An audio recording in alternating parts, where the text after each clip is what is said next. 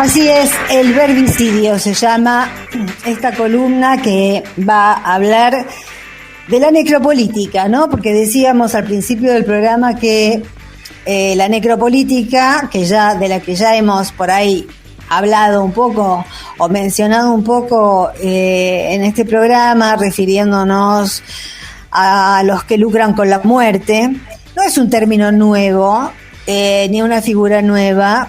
El teórico más conocido, y que incluso tiene un libro que se llama Necropolítica y con toda una descripción muy exhaustiva, es un camerunés, un filósofo camerunés, Achille Mbembe, que fue discípulo de Foucault, es filósofo recibido en la Sorbona, y se convirtió en un especialista en asuntos postcoloniales, ahí me salió.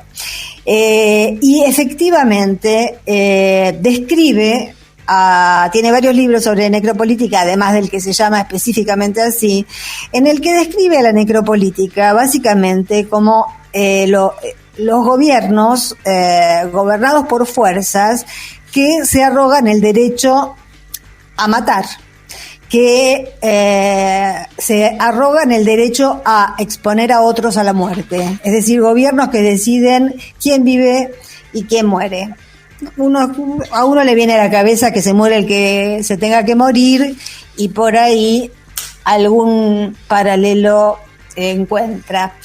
Uno de los rasgos inevitables de todos los gobiernos en los que se ejerció necropolítica, y podemos ver en el siglo pasado ejemplos, tal vez los ejemplos más extremos, ¿no?, de necropolítica, pensando en la Shoah, pensando en el fascismo de Mussolini, pero también el hecho de que el término lo haya desarrollado un filósofo de Camerún y que sea especialista en estudios postcoloniales, nos hace pensar que no solo la necropolítica se instala donde es evidente, donde hay cámaras de gas, donde hubo números precisos de gente que fue por una cuestión étnica, ideológica, mezclaron todo, y que fueron 6 millones de personas destinadas a la muerte por la elección de un gobierno que estaba en el poder,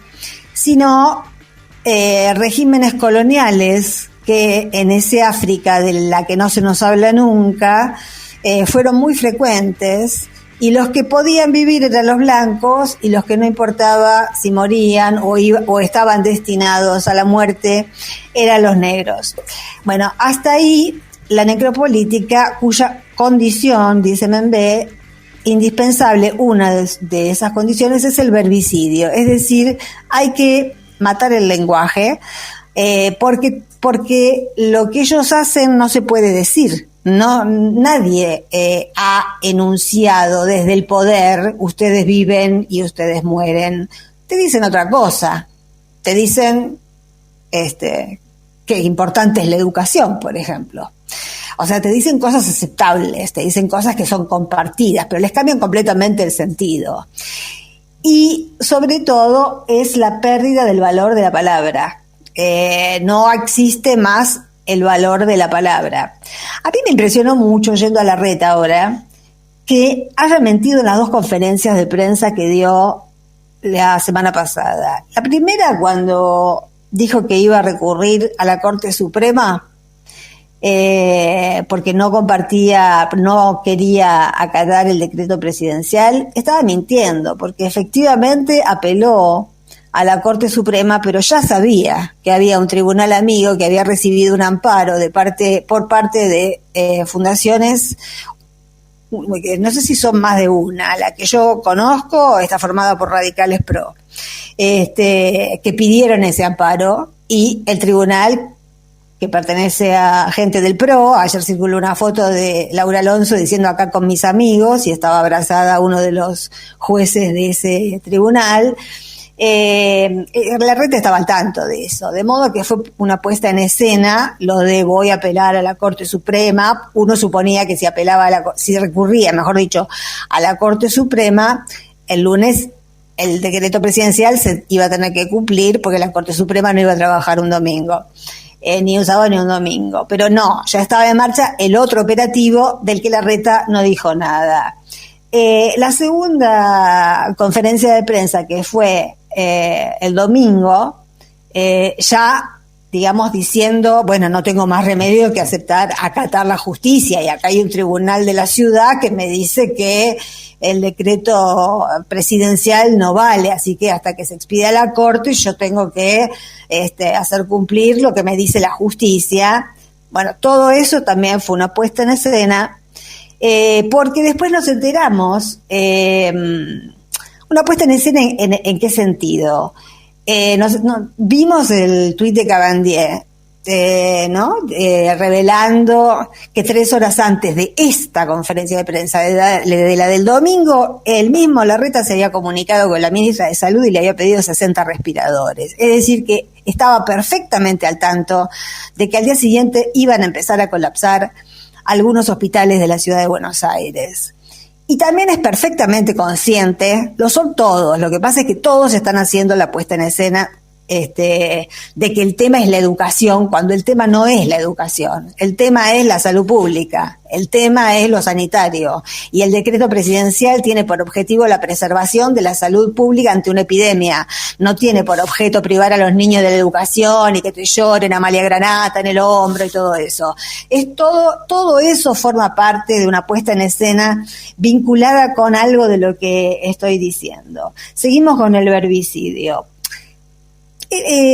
La necropolítica no está en manos de partidos tradicionales como los que hemos conocido. Algunos nos pueden haber gustado más, algunos nos pueden haber gustado menos, pero siempre hubo luchas intrapartidarias que hacían que cuando uno se sacaba, o una línea interna se sacaba, otra línea interna recurriera a algo que está completamente perdido en estas nuevas fuerzas necropolíticas de las que estamos hablando, que es el honor. Es el apego a la palabra, justamente. ¿Qué es el honor? Te doy la palabra. Eso es el honor. Sin palabra, sin lenguaje, no hay honor. Desaparece la esfera del honor. Y estos son todos gobiernos que no tienen la menor idea ni les interesa a qué se les llama honor, ni lo han tenido nunca. Son todos mentirosos, todos. Del primero al último, porque esa es la esencia, esa es la matriz. No se trata de que uno pueda ser por ahí un tipo simpático en una reunión cuando te tomas un whisky. Estamos hablando de esta gente en la función pública. Hay, para seguir, por ejemplo, el verbicidio. Salió el presidente, tuvo que aclarar que cuando habló del relajamiento, cuando habló del decreto presidencial y habló de que había habido un relajamiento, de ninguna manera quiso ofender a la comunidad médica. Una aclaración totalmente evitable. Nadie puede malentender qué quiso decir con relajamiento. Nosotros en nuestras conversaciones normales utilizamos esa palabra, la hemos escuchado 1000 veces, pero tuvo que salir a decir que no había ofendido a los médicos. ¿Por qué? Porque salió la trifecta mediática a degenerar, disparatar el lenguaje presidencial, porque el objetivo de toda esta gente, de los que operan en política y de los que operan en los medios de comunicación, es disparatar el lenguaje, que nos quedemos sin lenguaje, porque cuando no existe ninguna palabra, terminás por no creerle tampoco al que te gusta, y terminás por no creerle tampoco al que tiene la intención de rescatarte. Siguiendo con el verbicidio, para dar ejemplos concretos, todos vimos la foto de la escupidora de policías en la Quinta de Olivos, de esa mujer con ese rostro deformado por la ira y la saliva saliéndose de la boca. Atrás de esa mujer había un cartel en el que tal vez todo el mundo reparó en la saliva y por ahí el cartel no llamó tanto la atención. Pero el cartel decía, no es la B de la victoria, es la B de la venganza. Es decir, eso estaba dirigido a quienes adherimos al peronismo, al Frente de Todos, al Frente para la Victoria, a lo que corno sea, pero que levantamos los dedos en B.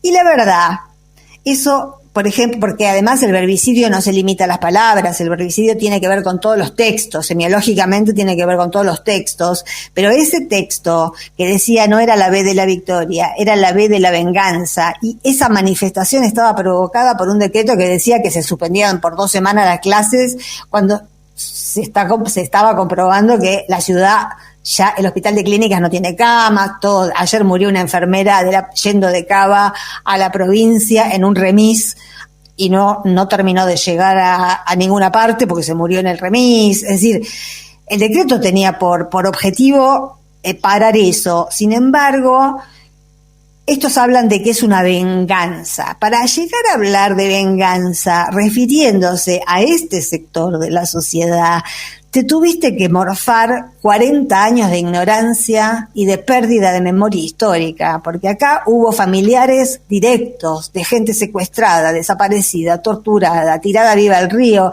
que nunca pidió venganza. No hubo un solo acto de violencia en 40 años. No hubo un solo acto de venganza en 40 años. Nadie hizo justicia por mano propia.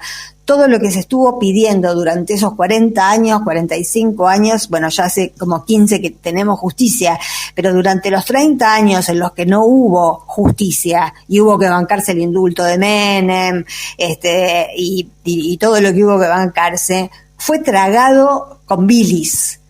Pero ningún loquito fue a poner ninguna bomba en la puerta de ningún asesino. Eso no lo registra la historia argentina. Entonces, que nos vengan ahora a hablar de venganza es una muestra de verbicidio. Es efectivamente, como ha dicho en algún momento Cristina, un funcionamiento de espejo invertido. Los nazis nos dicen nazis. Los mercenarios nos dicen mercenarios. Los ladrones nos dicen ladrones. Así funciona la comunicación de la necropolítica. Y yo creo que hay mucho en el presente actual argentino que tiende hacia dejarnos sin lenguaje, y lamentablemente la comunicación del gobierno, bien, gracias.